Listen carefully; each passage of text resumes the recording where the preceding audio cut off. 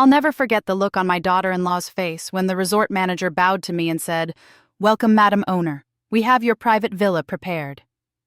Shanice's mouth dropped open like a fish, gasping for air, her designer sunglasses sliding down her nose as she stumbled backward in her $1,000 heels on the white sand beach. "Wait, what?" she sputtered, looking between me and the manager like she'd seen a ghost. "This vagrant is the owner?" The manager's smile disappeared. "Madam Blackwell owns this entire resort, ma'am. Perhaps you'd like to apologize for attempting to have her removed from her own property?" Just 30 seconds earlier, Shanice had been screaming at security to "get this homeless woman off our private beach," while my grandbabies, Zion and Amara, watched with tears in their eyes. She'd called me an embarrassment, said I was too poor and too pathetic to be seen with her family, posted on her Instagram about how she had to deal with charity cases trying to crash luxury vacations. Now she stood there, her face turning as red as the lobster they'd probably ordered for dinner, while resort guests stared and whispered, their phones already out recording every second. My son Terrence came running up, confusion written all over his face. "Mama? What are you doing here? I thought you couldn't afford—" He stopped mid-sentence, finally processing what the manager had just said. "Wait, you own this place?" I adjusted the simple sundress I'd worn for traveling and smiled at my grandbabies, who broke free from their mother's grip and ran to hug my legs. "Hey, my sweethearts. Grandma missed you." Before we continue, please comment below as I'd love to hear your thoughts and subscribe to the channel to help us hit that big 1,000 subscriber milestone. Let me tell you how we got here, because this story starts 6 months before that beach confrontation, back in my little house on Maple Street in Detroit. My name is Imogene Blackwell, but everybody calls me Mo. I'm 72 years old, and I've been a widow for 15 years now. My husband Earl built a good life for us before he passed. Better than most folks knew. We were smart with our money, invested well, and Earl had a gift for seeing opportunities where others saw nothing. That resort in the Bahamas?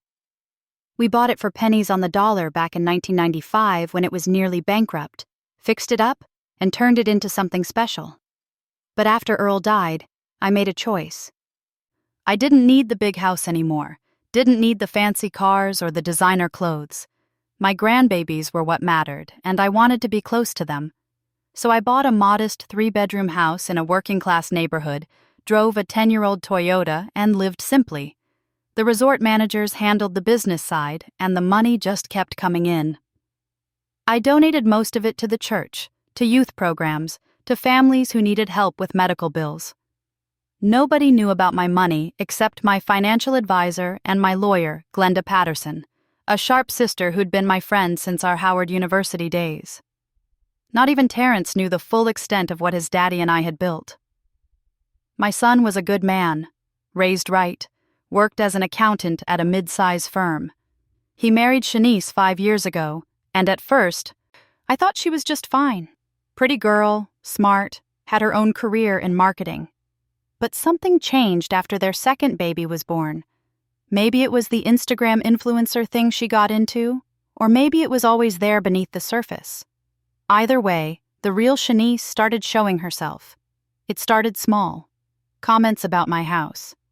"Mo, don't you think it's time to upgrade? This neighborhood is so urban." Like urban was a dirty word in her mouth. Then it was my clothes.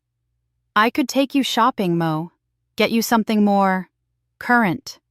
She'd say it with that smile that didn't reach her eyes, that fake sweet voice that had poison underneath.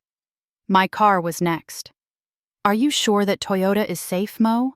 What if something happens?" But she wasn't worried about my safety. She was embarrassed to be seen with me in it. I let it roll off my back. Earl taught me that quiet dignity speaks louder than anger. I kept babysitting my grandbabies 3 times a week, kept bringing Sunday dinner to their house, kept being Grandma Mo who told stories and braided hair and wiped away tears. But Shanice kept pushing. At Zion's 8th birthday party last February, she introduced me to her influencer friends as Terrence's mother. She's very humble. The way she said humble made it sound like an insult. Her friends looked at me with pity, like I was some charity case. Mo lives in Detroit, Shanice continued, her voice dripping with false sympathy. In a little house. She drives herself everywhere, can you imagine? At her age. I smiled and served cake to my grandbaby, kissing his forehead while Shanice performed for her phone camera, acting like she'd planned the entire party herself when I'd been the one who baked the cake from scratch, made all his favorite foods, and wrapped every present. After the party, I heard her on the phone with someone. Girl, I love Terrence, but his mama is so embarrassing. She dresses like she shops at thrift stores. Probably does. I try to help her, but she's so stubborn about accepting help. Help? Like I needed her help. Like I wasn't the one helping them every week with free childcare, bringing groceries when money was tight, slipping Terrence money for car repairs without Shanice knowing, because I knew she'd have a fit about accepting charity from people who can barely help themselves. The real breaking point came in April. I was at their house watching the kids while Terrence worked late. Shanice came home early from one of her influencer events, and I could smell the wine on her breath. She'd been drinking champagne, feeling herself, floating on whatever validation she'd gotten from her followers that day. Mo, she said, kicking off her heels and examining her manicure. We need to talk about boundaries. I looked up from the book I was reading to Amara. What kind of boundaries, baby? The kids are getting older now. They need to understand different social levels, different types of people. She settled onto her white couch, careful not to wrinkle her designer dress. I don't want them thinking it's okay to be comfortable with less, you understand? My heart started beating faster, but I kept my voice calm. I'm not sure I do understand. Explain it to me. She sighed like I was being difficult. Look, I appreciate everything you do. But when you come over in your Walmart clothes, driving that old car, talking about your little neighborhood, it sends a message. That mediocrity is acceptable. Amara had stopped listening to the story, her little ears picking up the tension in her mama's voice. Go play with your brother for a minute, sugar, I told her softly. She hugged me tight before running off. When we were alone, I stood up and looked Shanice in her eyes. Those children love me. I love them. That's what matters. Love doesn't pay for private school, Shanice snapped, her mask slipping. Love doesn't get them into the right circles. Image matters, Mo. Money matters. And honestly, you make us look bad. Make you look bad, I repeated slowly. Yes, she threw her hands up. My followers see my kids with their grandmother dressed like that. And what are they supposed to think? That we can't even help our own family? It's humiliating. Something cold settled in my chest. This wasn't about the kids. This wasn't even about me. This was about Shanice's ego, her image, her desperate need to appear wealthier and more important than she was. I see, I said quietly. I knew you'd understand. She smiled, thinking she'd won. So maybe you could just visit less often? Or we could meet at the park instead of you coming here, just until the kids are older and understand context better. I gathered my purse and sweater, kissed my grandbabies goodbye, and drove home with tears running down my face. Not for myself. I'd faced worse than a spoiled daughter-in-law. But for my son, who I knew didn't feel this way but was too weak to stand up to his wife. And for my grandbabies who were being taught that love had conditions, that family came with a price tag. That night, I called Glenda. I need you to look into something, I told her. Shanice has been posting on social media a lot about luxury, wealth, expensive things. I want to know where that money is coming from. Mo, you think I think my son works hard for his money, and I think it's not enough to support the lifestyle she's advertising online. Just look into it. Glenda called me back 2 days later with news that made my blood run cold. Mo, your son has taken out 3 credit cards in the last 6 months, all of them maxed out. There's a loan against the house, too, a second mortgage. The interest alone is eating them alive. How much? Combined? They're about $85,000 in debt, and Shanice just bought a new Range Rover. I sat down hard in my kitchen chair. My son, my careful, responsible son, who'd always been good with money, was drowning in debt because his wife needed to look rich for strangers on the internet. There's more, Glenda said. I found some messages, legally obtained, don't worry. Shanice has been telling her friends that she's planning a family vacation to celebrate their anniversary. Some luxury resort in the Bahamas. She's been posting about it for weeks, building hype. They can't afford that. No, they can't. But according to her posts, they're going anyway. Next month.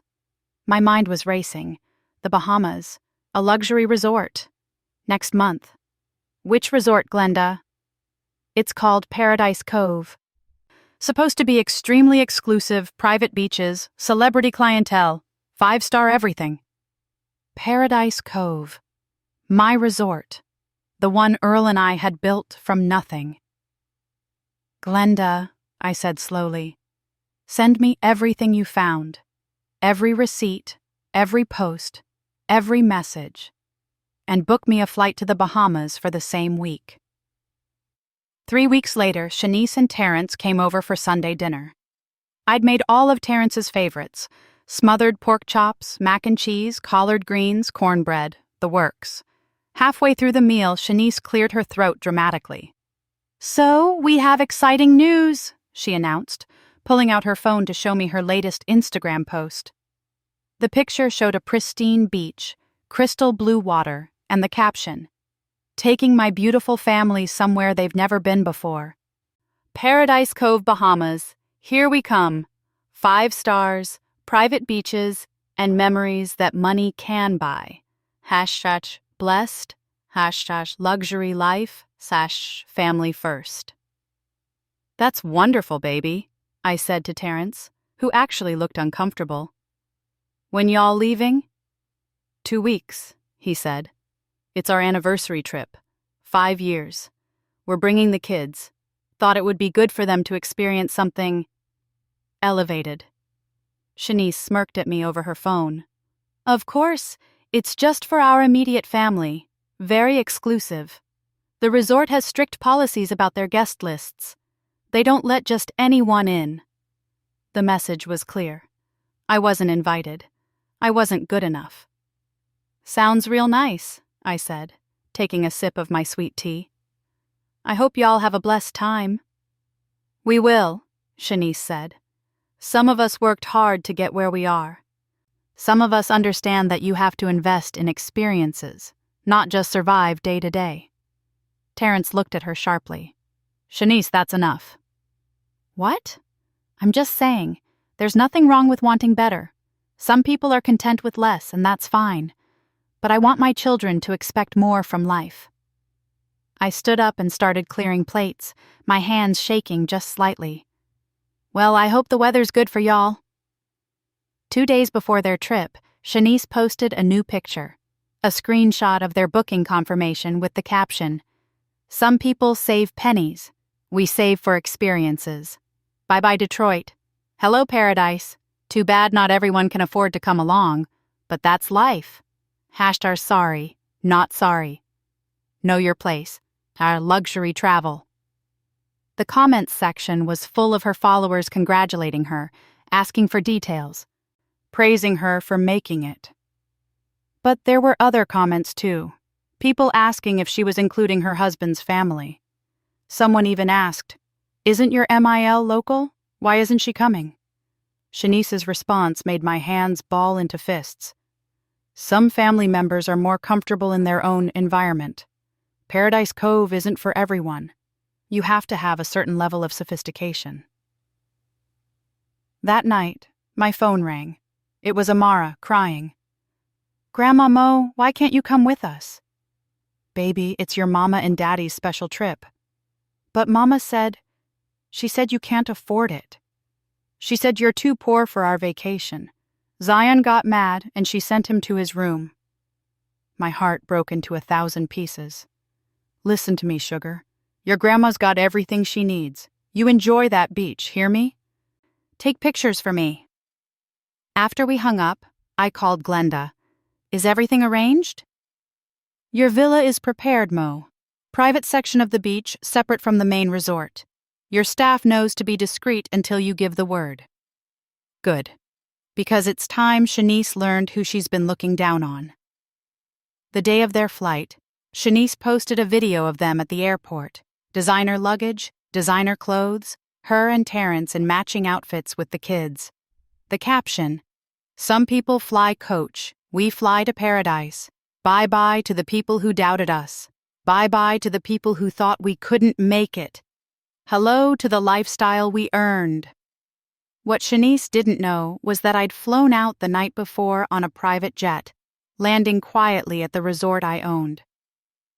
What she didn't know was that the exclusive Paradise Cove she'd been bragging about was my baby, built with my husband's vision and my money. What she didn't know was that Karma had been watching all along. And Karma, I'd learned, had perfect timing. I spent my first day there resting in my villa, talking to the resort manager about some updates we needed to make, enjoying the private beach that only I had access to. The next morning, I woke up early and decided to take a walk along the public section of the beach, the area where regular guests could enjoy the sand and surf. That's when I saw them. Terrence, Shanice, Zion, and Amara, setting up their beach spot about 50 yards away. The kids were already running toward the water, their laughter carrying on the breeze. Terrence was setting up an umbrella while Shanice posed for photos in her bikini, probably getting content for another post. I stayed back, wearing a simple beach cover-up and a wide-brimmed hat, watching my grandbabies play. My heart ached seeing them so happy. I wanted to run to them, hug them, build sandcastles with them. But I waited. And then Shanice saw me. I watched as Shanice's expression changed from confusion to recognition to absolute horror. She grabbed Terrence's arm, yanking him around, and pointed straight at me. "Is that—" I could see her mouth moving even from this distance. "Is that your mother?" Terrence squinted in my direction, his hand coming up to shade his eyes from the sun. Even from 50 yards away, I could see the shock register on his face. Shanice was already marching toward me, her designer beach wrap billowing behind her like a cape. Terrence called after her, but she wasn't listening. She was on a mission. "Imogene!" She never called me Mo. Always Imogene, like my full name was a weapon. "What are you doing here?" I adjusted my sunglasses and smiled. "Same thing as you, baby. Enjoying the beach." Her face was turning red, and it wasn't from the sun.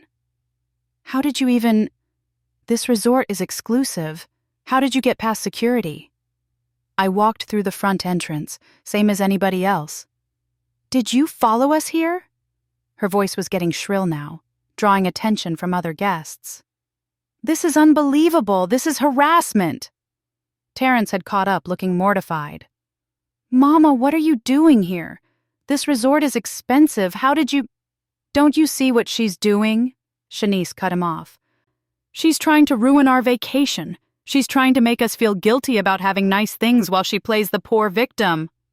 "Shanice, lower your voice," Terrence hissed, noticing the phones coming out around us. "No, I will not lower my voice." Shanice was fully spiraling now.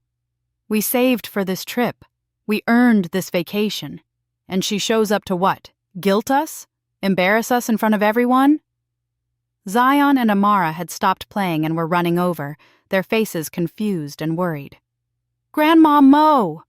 Amara launched herself at me, soaking wet from the ocean, and I caught her in my arms, not caring that she was getting my cover-up wet. "Hey, my sugar, you having fun?" "Why are you here?" Zion asked, looking between me and his parents. "Did you come to surprise us?" "She came to ruin our trip," Shanice snapped before I could answer. "Your grandmother has no boundaries." "That's enough, Shanice," Terrence said quietly, but there was no real force behind it.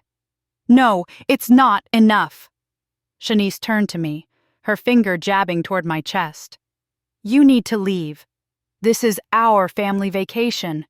You weren't invited because you couldn't afford it. And now you show up like some desperate, clingy... Shanice! Terrence finally raised his voice, but the damage was done. By now, we had quite an audience. Other resort guests were openly staring, some recording. I could see resort staff starting to approach, concerned about the commotion. Shanice saw them too, and her eyes lit up with vindication. She waved at the security guard heading our way. Yes, thank God. We need help here. The security guard, a polite young man named Marcus, approached carefully. Is there a problem, ma'am? Yes, there's a problem. Shanice pointed at me like I was some kind of criminal. This woman followed my family here and is harassing us. She can't afford to be at this resort. She probably snuck in somehow. I need you to remove her immediately. Marcus looked at me, then back at Shanice. Ma'am, I'm going to need you to calm down. Don't tell me to calm down. Do your job. Get this vagrant off this private beach before I call your manager. That's when everything changed.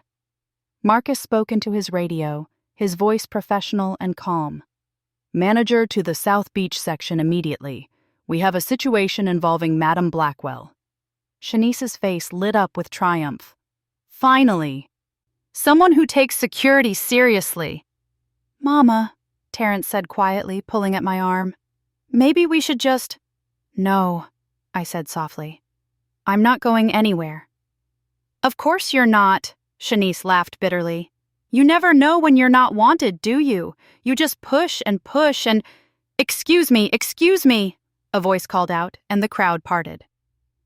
Henri Dubois, the resort manager, was hurrying across the sand, his usual composed expression showing concern.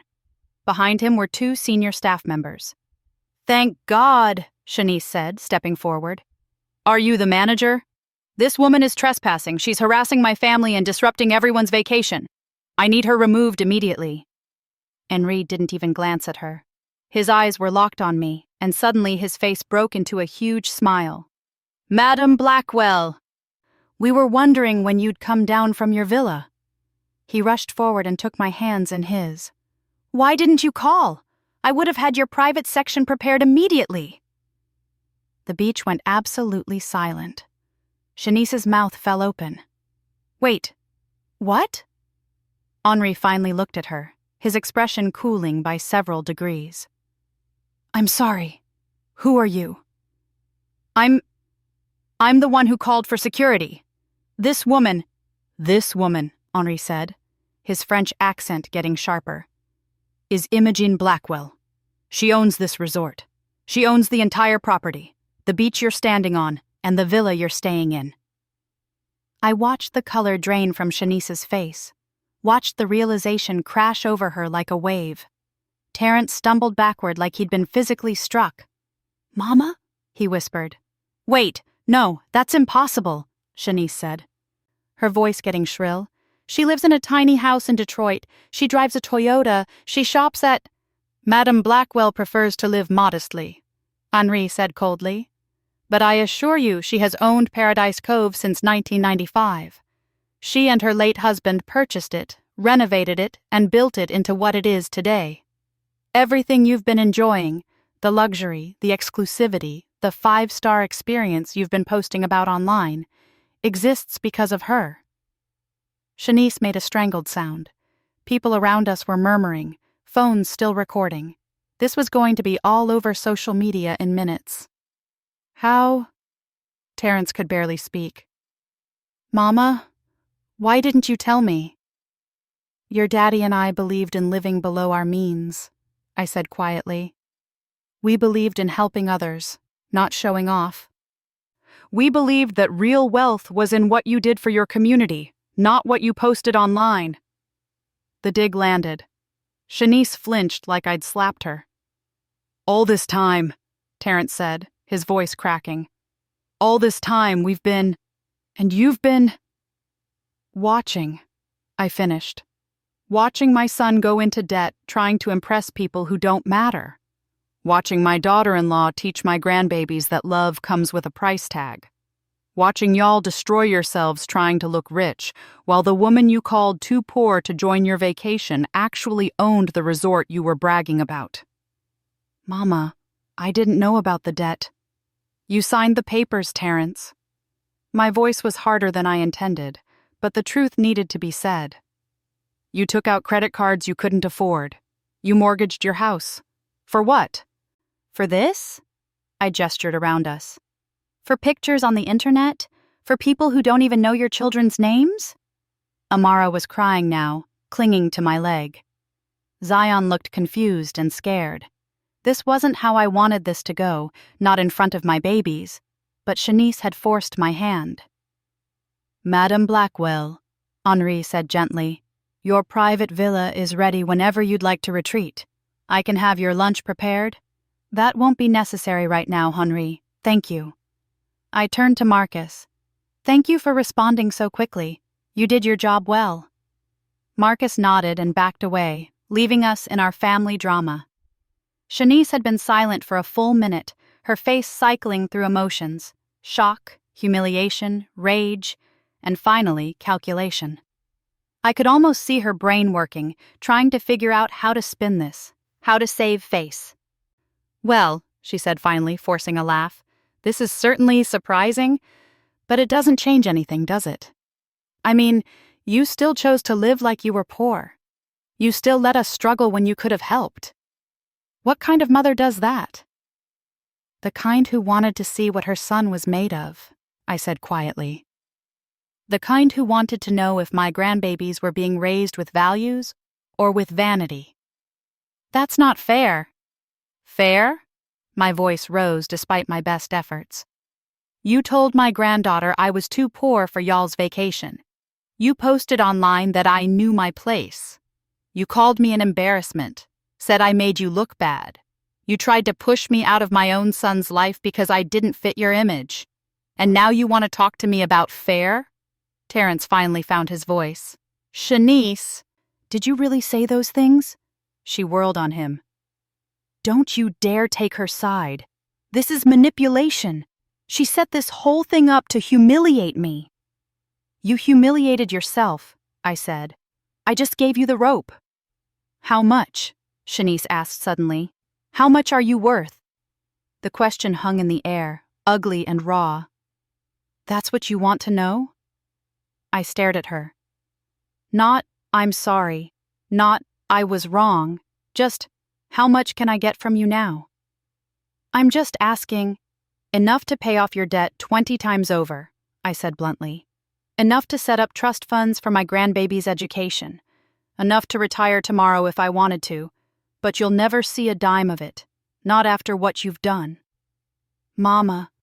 Terrence stepped forward, and I could see tears in my son's eyes. Mama, I'm so sorry. I didn't know she was treating you like this. I knew she could be difficult sometimes, but I didn't know. Yes, you did, baby. I said it gently, but firmly. You knew. You just didn't want to see it. You chose peace in your house over respect for your mama. You chose to stay quiet when your wife disrespected me because it was easier than standing up to her. He broke down then, my 40-year-old son crying on a beach in the Bahamas while strangers watched and recorded. I'm sorry, God, Mama, I'm so sorry. I pulled him into a hug, feeling him shake against me. I know you are, baby. I know.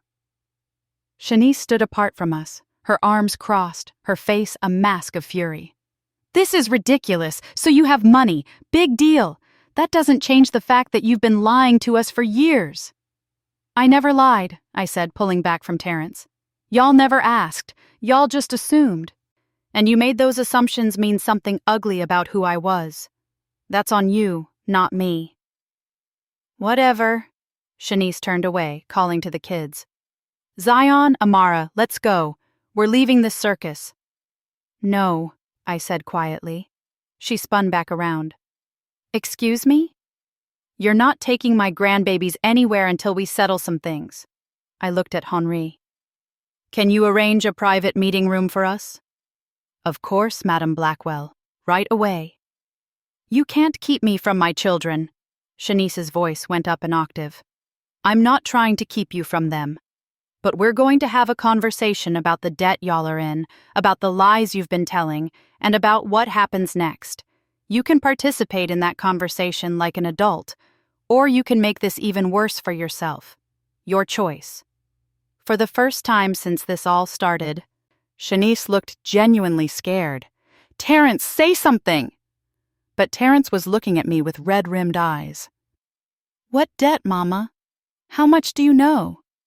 "Everything, baby. I know everything." An hour later, we were sitting in a private conference room in the resort's administrative building. Henri had provided refreshments and privacy. The kids were with the resort's childcare program, a special program I'd started years ago for working parents who needed quality care while on vacation. They thought it was just playtime. They didn't need to hear what was coming next. Glenda had flown in that morning at my request and was sitting next to me with a folder thick with documents. She'd already been introduced as my attorney, and I watched Shanice's face go pale when she realized this wasn't just a family conversation anymore. "Let's start with the credit cards," Glenda said, opening the folder.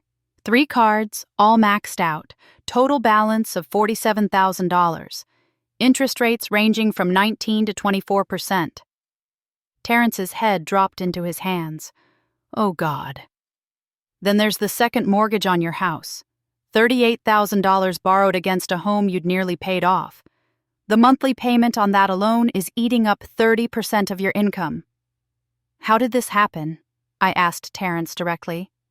"You were always so careful with money." He glanced at Shanice, then away. "It started small. A few nice things for the house. Some work trips that Shanice said we needed to take for her influencer brand. She said it was an investment, that once she got big enough, the sponsorships would cover everything." "And have they?" Glenda asked. "Have the sponsorships covered anything?" Silence. "Shanice?" I prompted. She was staring at the table, her jaw clenched. "The algorithm changed. Brands are picky now. I was building momentum, but it takes time." "How much have you made from your influencer work?" Glenda asked. "Total over the last year." More silence. "Shanice," Terrence said quietly. "How much?" $3,000, she finally muttered. The room went still. "You made $3,000? I said slowly. "While spending $85,000 that you didn't have?" "It's not that simple. You have to spend money to make money. You have to look successful to attract sponsors." "You have to be honest with your husband," I shot back. "You have to not put your family in financial ruin for internet validation." "You don't understand how this works." "I understand just fine." I leaned forward. "I understand that you were more concerned with looking rich than being secure. I understand that you put my son and my grandbabies at risk because you couldn't handle not being the star of your own show. And I understand that when someone who actually had wealth tried to help you, tried to be part of your life, you pushed her away because she didn't fit your aesthetic." Shanice's face crumpled, and for the first time, I saw something other than defensiveness. I saw shame. "Here's what's going to happen," I continued. "I'm going to pay off your debt, all of it, the credit cards, the mortgage, everything." Terrence's head snapped up. "Mama, you don't have to." "I'm not done. I'm paying it off, but there are conditions. First, Shanice, you're getting a real job. No more influencer work as your primary income. You can keep it as a hobby, but you need steady employment." She opened her mouth to argue, but Glenda cut her off. "That's non-negotiable. This is already generous. Second, you both go to financial counseling, together. You learn how to budget, how to save, how to live within your means. Third, I said, looking directly at Shanice, you apologize. To me, genuinely. And you stop teaching my grandbabies that love and worth are measured in dollars and designer labels. And fourth, Glenda added, sliding a document across the table, you sign this agreement stating that if you fall back into this pattern, if you take on debt beyond your means, if you refuse the counseling, If you continue to prioritize image over family, the money stops immediately and full custody arrangements will be reconsidered. You can't threaten us with custody! Shanice jumped up. Sit down, I said, and something in my voice made her comply. I'm not threatening you. I'm protecting my grandbabies. They deserve better than watching their parents destroy themselves. They deserve better than being taught that material things matter more than character. Terrence was crying again. Mama, I don't deserve this. I don't deserve your help after. You're my son. You made mistakes, but you're still my son. That's what family means. Real family, not the social media version. I reached across and took his hand. But baby, you have to be stronger. You have to stand up for what's right, even when it's hard. Especially when it's hard. He nodded, squeezing my hand. I turned to Shanice. I'm not your enemy. I never was. But I won't be disrespected in my own family. I won't watch my grandbabies learn to value things over people. So you have a choice. You can accept my help with the conditions attached, or you can figure it out on your own. But either way, my relationship with my son and my grandbabies doesn't depend on you anymore. I've let you control that for too long. Shanice was crying now too, mascara running down her face. I'm sorry, she whispered. I'm so sorry. I wanted to be somebody. I wanted people to see me as successful. You already were somebody, I said gently. You were a wife and a mother. You had a family who loved you. But that wasn't enough for you. The question is, will it ever be? She didn't answer, just sat there crying while Terrence held her hand. Take the night, Glenda said. Read the agreement. Think about what you want. But we need an answer by tomorrow morning. We all stood, the weight of the conversation settling over us. As we headed for the door, Shanice spoke. I really am sorry, Imogene. Mo, I'm sorry for everything I said, everything I did. You're right. About all of it. I turned back and saw something in her face I hadn't seen before. Genuine remorse. Maybe even the beginning of humility. I know you are, baby. Now you have to prove it. That night, I had dinner with my grandbabies in my private villa. We ate pizza and watched movies and built a blanket fort in the living room. They asked me about the resort, about their great-grandpa Earl, about whether I was really rich like some of the other kids at the childcare had said. Grandma's got enough, I told them. But more important than money is love, and character, and treating people with respect. Can you remember that? They both nodded, snuggling up against me on the couch. We love you, Grandma Mo, Amara said. Even if you were poor, we'd still love you. I kissed her forehead, my heart full. That's my girl. That's exactly right. The next morning, there was a knock on my villa door. Terrence stood there alone, looking exhausted but somehow lighter. She signed it, he said. She signed the agreement.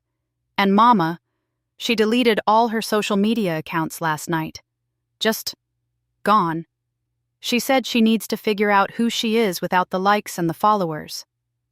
That's good, baby. That's real good.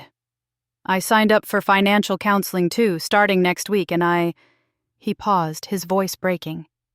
I'm getting us into marriage counseling. We need help. Real help. I can't keep pretending everything's fine when it's not. I pulled him into a hug. I'm proud of you. I'm sorry it took all this for me to wake up. Sometimes that's what it takes. The question is what you do after you wake up. We stood there for a moment, father and son finding their way back to each other. There's one more thing, he said, pulling back. Shanice wants to talk to you, alone. Is that okay? I nodded, and he stepped aside. Shanice walked in looking like she hadn't slept at all. No makeup, hair in a simple ponytail, wearing regular clothes instead of designer everything.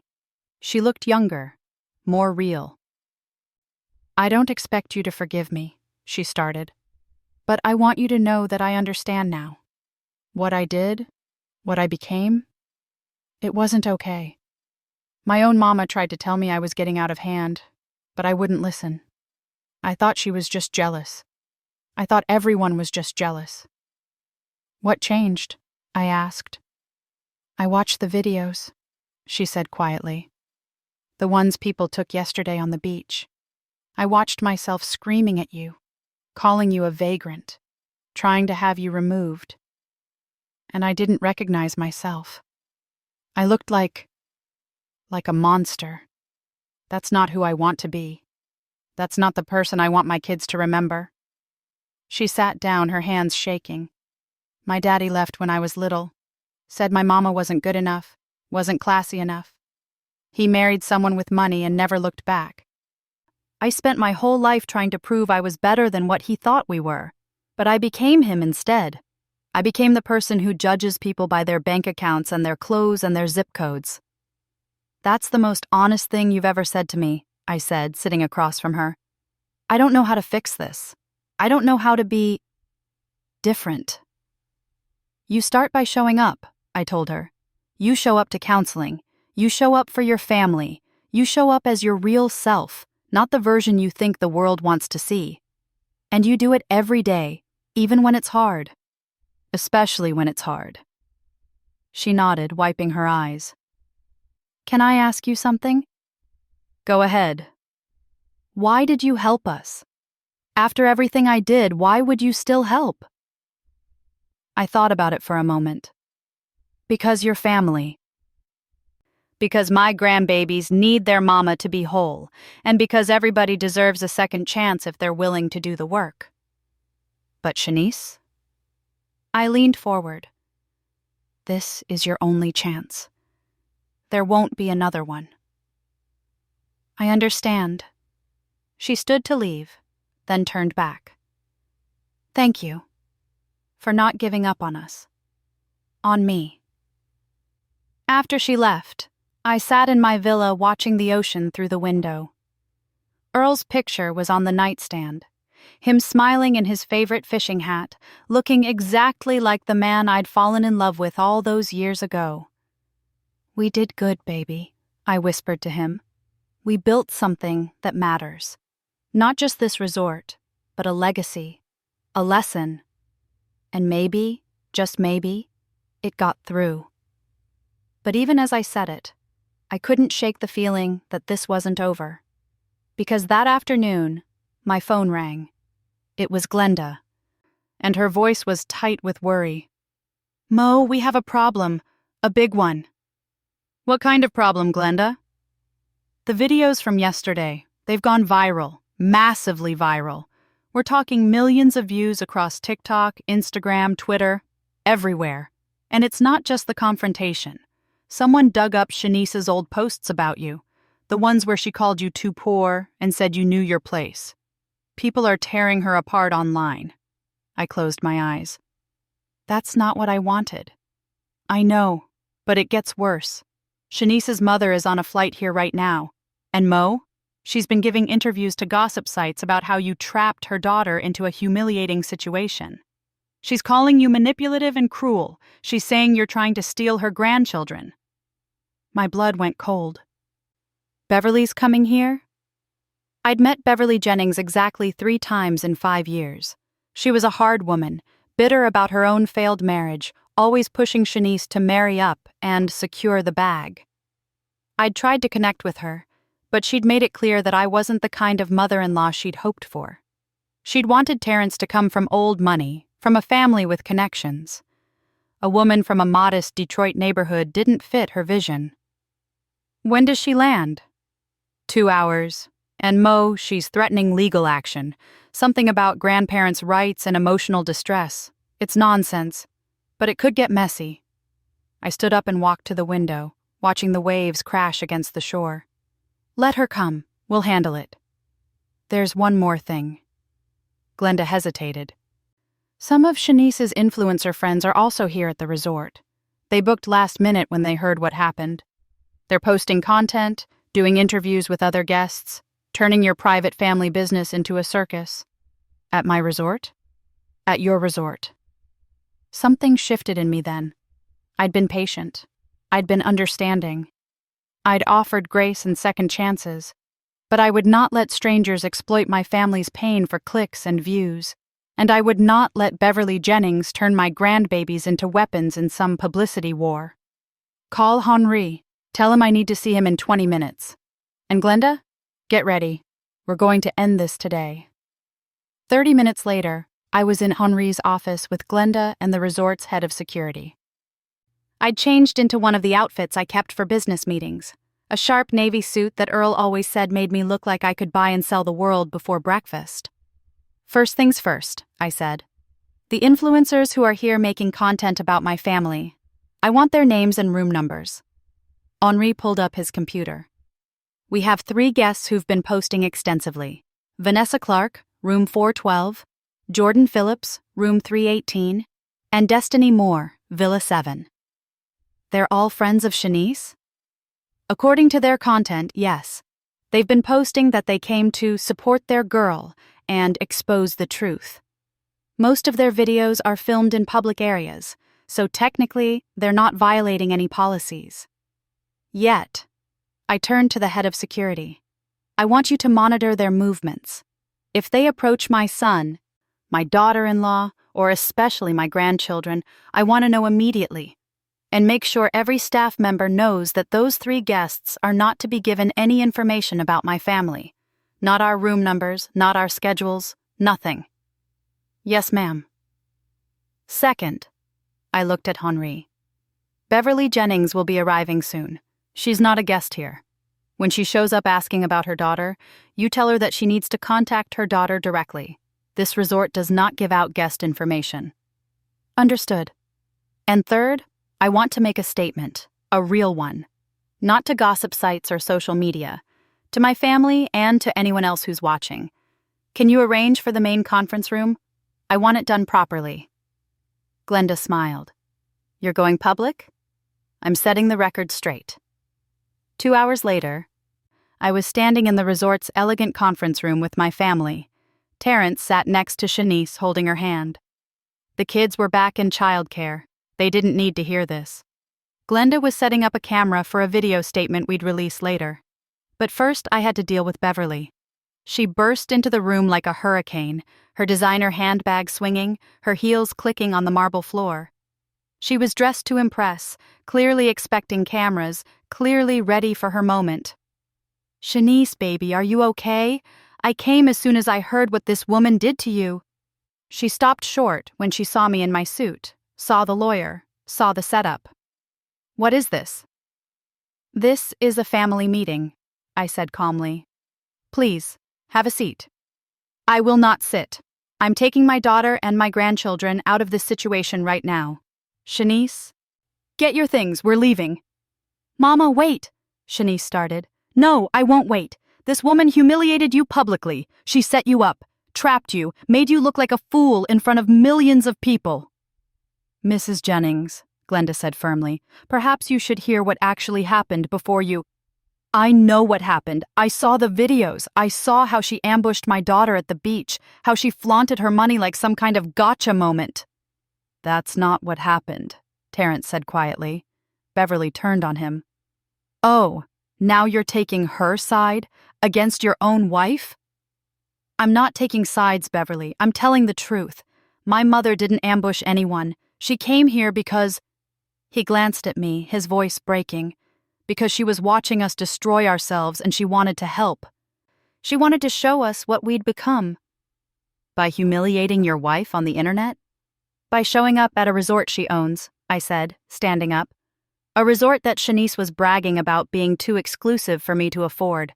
A resort that Shanice used as ammunition to belittle me, to exclude me, to teach my grandbabies that I wasn't good enough for their family. Beverly's face flushed. Shanice would never... She did. Shanice's voice was quiet but firm. Mama, I did. Everything Mo is saying is true. I was cruel to her. I disrespected her. I pushed her out of our lives because I was so desperate to look successful that I forgot how to be human. Baby, no, you're just confused. I'm not confused! Shanice stood up, and I saw something in her I'd never seen before. Strength.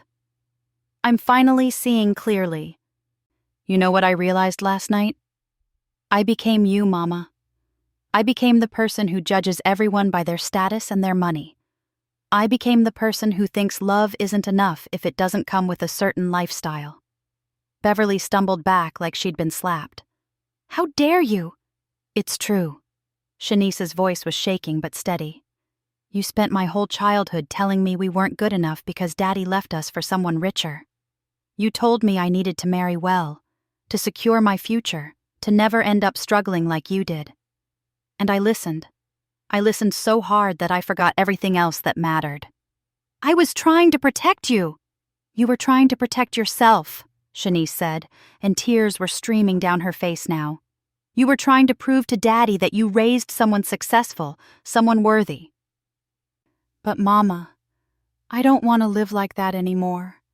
I don't want my kids growing up thinking that money is all that matters. I don't want them learning that it's okay to treat people badly if they don't fit our image. The room was silent, except for Shanice's quiet crying. Beverly's face had gone through shock, anger, and was settling into something that looked almost like pain. I only wanted what was best for you. I know, Shanice said softly. But your best and my best aren't the same thing anymore. Beverly looked around the room, at me, at Glenda, at Terrence, at her daughter. So what? You're all just going to gang up on me? Make me the villain? Nobody's making you anything, I said. But you came here ready for a fight, ready to tear this family apart even more. And I won't let that happen. You can't stop me from seeing my grandchildren. Actually, Glenda said, pulling out a document, if you continue to create a hostile environment and attempt to interfere with the family's counseling and healing process, we can pursue legal action to limit your contact until you've completed family therapy yourself. Beverly's mouth opened and closed. You wouldn't. Try me, I said quietly. I've spent 5 years watching you poison your daughter with bitterness and resentment. I've watched you encourage her worst impulses, her obsession with image and status. And I've watched the damage it's done to my son and my grandbabies. It stops now. Who do you think you are? I'm a grandmother who's done being quiet. I'm a woman who's done letting other people's insecurity dictate how she lives. And I'm someone who has the resources and the will to protect her family from anyone, and I mean anyone, who tries to hurt them. Beverly and I stared at each other for a long moment. Then, surprisingly, she crumpled into a chair. I didn't mean for it to be like this, she whispered. I didn't want her to suffer like I did. Then stop teaching her that money is the only thing that matters, I said, my voice gentler. Stop teaching her that people's value is measured in designer labels and social media followers. Your ex-husband didn't leave because you weren't good enough. He left because he was a fool who didn't appreciate what he had. But you turned that into a life philosophy, and you've been passing it down like some kind of inheritance. Beverly was crying now, her perfect makeup running. I don't know how to be any other way. Then learn, Shanice said, kneeling beside her mother. Learn with me, Mama. We can both get better. We can both change. I watched mother and daughter hold each other, both of them crying, both of them broken in their own ways. And I felt something shift in the room, a loosening of tension, a possibility of healing. Mrs. Jennings, Glenda said quietly, if you're willing to participate in family counseling, to work on these issues, we won't pursue any legal restrictions. But you have to be willing to change. You have to be willing to let go of this bitterness. Beverly nodded, not looking up. Later that afternoon, I filmed my statement. Not an angry rant, not a revenge speech, just the truth, spoken calmly and clearly. My name is Imogen Blackwell, and I want to address what's been happening on social media. The videos you've seen of me at Paradise Cove Resort are real. The confrontation with my daughter-in-law happened. But what you don't see in those videos is the context, the history, the pain that led to that moment. I'm not perfect. I'm not a saint. But I am a mother and a grandmother who loves her family and who watched them spiral into debt and dysfunction because of society's obsession with looking wealthy rather than being secure. I own Paradise Cove, yes. I've owned it for nearly 30 years. But I've never felt the need to broadcast my wealth because my late husband and I believed that real richness comes from what you give, not what you show. My daughter-in-law made mistakes. She was cruel to me. She said hurtful things, but she's also someone who's been taught her whole life that worth equals wealth, that love isn't enough without luxury. She's not a villain. She's a victim of a culture that tells us we're only valuable if we're validated by strangers on the internet. I'm asking everyone watching this to stop attacking her. Stop sending hate. Stop making this into entertainment. This is a real family working through real problems, and we're going to heal, but we can't do it with the whole world watching and judging. To the young people who see this, please know that your value doesn't come from your bank account or your follower count. It comes from how you treat people, how you show up for the people you love, how you live with integrity, even when no one's watching. And to my grandbabies, if you see this someday, Grandma loves you more than all the resorts and all the money in the world. Never forget that. The video went even more viral than the beach confrontation. But this time, the comments were different. People were sharing their own stories of family pain, of financial struggle, of learning to value character over possessions. People were talking about what really mattered. 3 of Shanice's influencer friends checked out of the resort that evening. The 4th, Destiny, actually came to apologize, admitting she'd been using the drama for content without thinking about the real people involved. She deleted all her posts about us and left quietly. A week later, we all flew back to Detroit. But things were different now. Shanice had job interviews lined up, real jobs with steady paychecks. Terrence had already attended his first financial counseling session and came home with a budget plan that actually made sense. Beverly had enrolled in therapy and called to apologize to me, a real apology, not a performance. And my grandbabies? They were learning what it meant to love people for who they are, not what they have. 6 months passed, then a year. I was in my little house on Maple Street, the one Shanice used to call too small, too urban, too embarrassing. But now, every Sunday, my whole family gathered here for dinner. Shanice helped me cook. She was learning all my recipes, writing them down in a notebook like they were treasures. Because she'd finally realized they were. Terrence had paid off all their debt with my help, but instead of falling back into old patterns, they'd downsized. Sold the big house, bought something more modest, saved the difference. Shanice worked full-time now at a nonprofit, using her marketing skills to help other families avoid financial predation. She still posted on social media sometimes, but now it was about real life, messy kitchens and homework struggles and budgeting tips. Beverly came to Sunday dinners too, awkwardly at first, then more comfortably. She was learning. They all were. One Sunday in late spring, after everyone had eaten and the kids were playing in the backyard, Shanice pulled me aside. "I need to tell you something," she said. "I've been working with a publishing company. They want me to write a book about what happened, about influencer culture, about debt, about family and redemption. And I wanted to ask your permission before I agreed." I looked at her. Really looked at her. The designer clothes were gone. The fake smile was gone. In their place was a woman who'd been broken down and rebuilt herself into someone stronger, someone real. "What are you going to say in this book?" "The truth. All of it.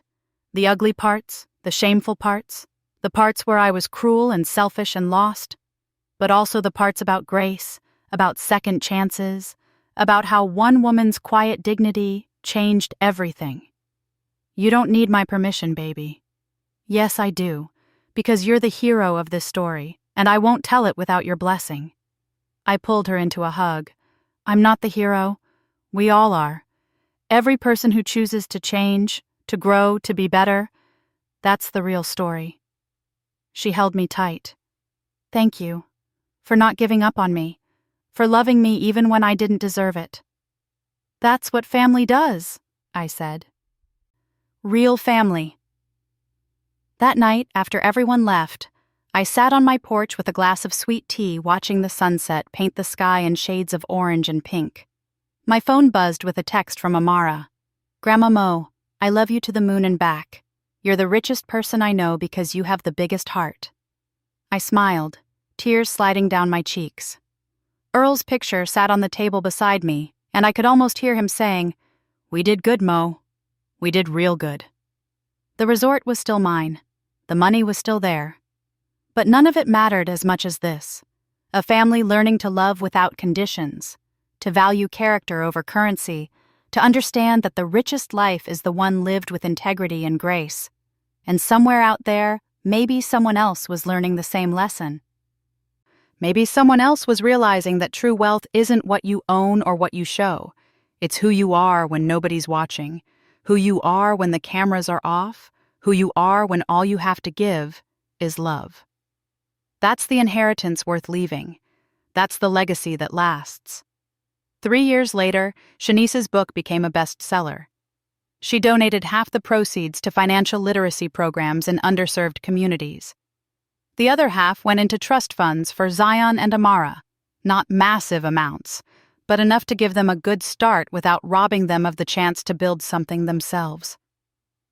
Beverly became a volunteer at a women's shelter, helping other mothers break free from toxic patterns. She still had her moments, still struggled with her old ways of thinking, but she was trying. That's all any of us could do. And me? I kept living in my little house on Maple Street, driving my Toyota, shopping where I always shopped. But now my family understood why. Now they understood that wealth without wisdom is just noise. That luxury without love is just loneliness. Paradise Cove is still thriving, still providing jobs and opportunities and beauty to people who need it. But my favorite place in the world is still my kitchen table, surrounded by the people I love, sharing a meal and a story and a life that matters. Because in the end, that's what it's all about. Not the resorts or the money or the viral videos. Not the revenge or the gotcha moments or the public vindication. It's about the quiet dignity of living your values. It's about the strength to offer grace even when someone doesn't deserve it. It's about teaching the next generation that they are enough, not because of what they have, but because of who they are. That's the real story. That's the truth I want my grandbabies to remember. And that, God willing, is the legacy that will outlast us all. Thanks for listening. Don't forget to subscribe and feel free to share your story in the comments. Your voice matters.